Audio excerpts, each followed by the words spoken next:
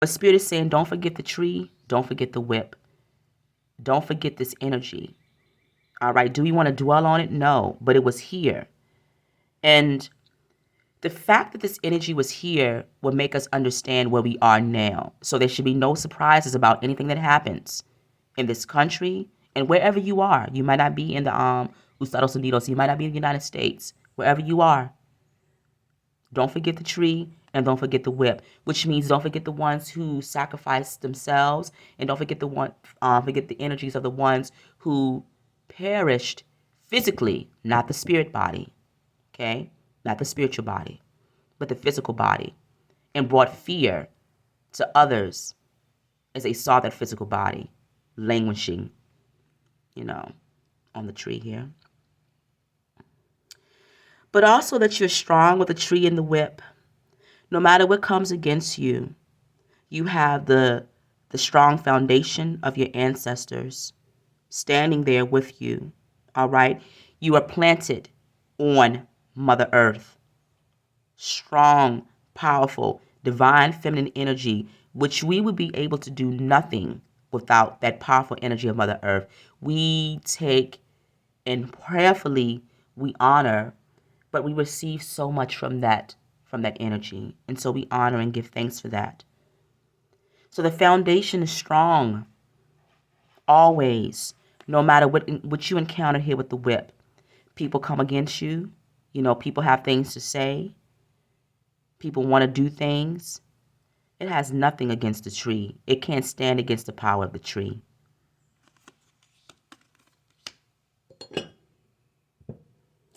I hope I'm making sense. I'm just going to pull a few.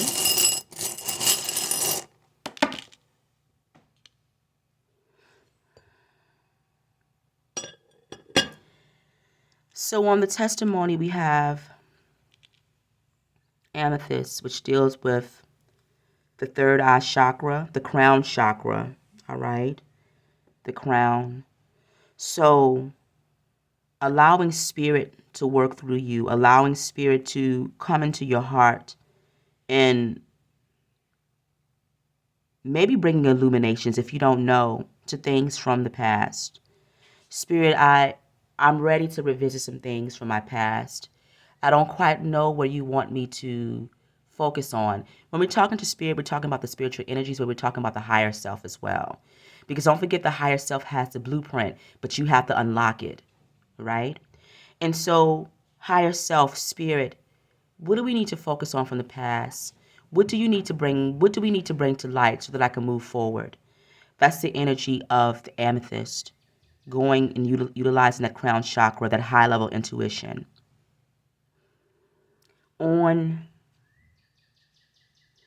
We have the ruby on the sun card, saying that you're not only loved, you are deeply loved here with the sun. All right? That's what I get with that. Because the sun card talks about healing. All right? So also healing yourself, self-love here with the ruby energy. Bringing your passions to light with the illumination of the sun. Those things that maybe you did as a child, bringing those things back up to the surface to share with the world with the testimony card. Bringing yourself out of a state of confusion here with the moon and this energy. Allowing your intuition to work for you with that moon card as well. But bringing those things to light, those gifts to light, that's the sun energy with the ruby. Loving on the self as much as possible. Loving who you are. Deeply loving yourself. The heart card.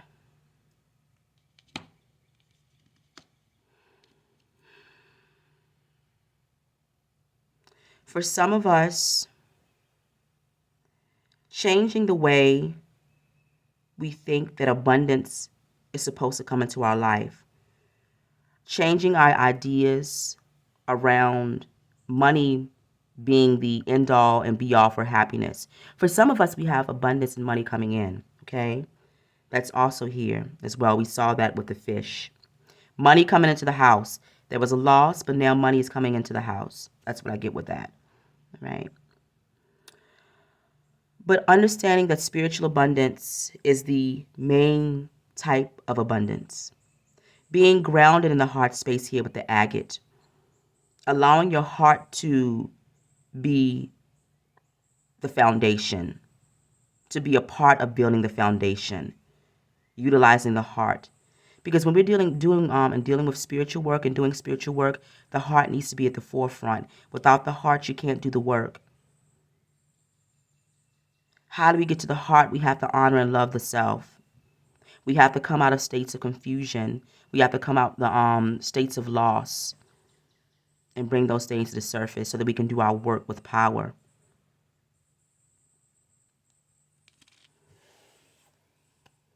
Do I want to pull one more?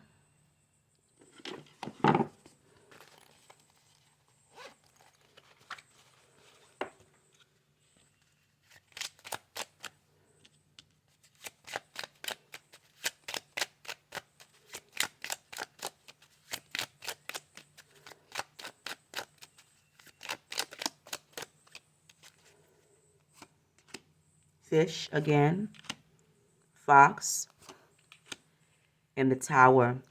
This is an interesting message. This just simply says that some of us have the ability to make money independently, or we have an independent gift or talent.